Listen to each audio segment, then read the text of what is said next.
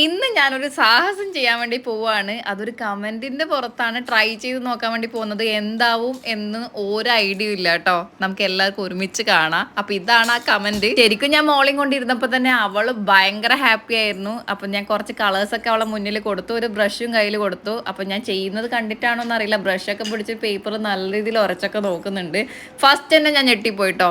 ഏതെങ്കിലും light colour വെച്ചിട്ട് എന്തെങ്കിലും ചെയ്തോട്ടെ എന്ന് കരുതിയിട്ടാണ് ഞാൻ പച്ചയും മഞ്ഞയും കൂടെ കൊടുത്തിട്ടുണ്ടായത്. പക്ഷെ ഇത് കറക്റ്റ് റെഡ് തന്നെ എടുത്തിട്ട് ആകെ കുത്തി വരച്ചിട്ടിട്ടുണ്ട്. ഒരു യുദ്ധത്തിന്റെ പ്രതീകമൊക്കെ പോലെയാണ് എനിക്ക് തോന്നിയത് കേട്ടോ. സത്യം പറഞ്ഞ ഒരു മോഡേൺ ആർട്ടാണ് എന്റെ മോള് വരച്ചു വെച്ചിട്ടുണ്ടായത്. ഇത്രയും കഴിവുള്ള കുട്ടിയാണെന്ന് ഞാൻ അറിയാം. വൈകിപ്പോയി മക്കളെ, വൈകിപ്പോയി.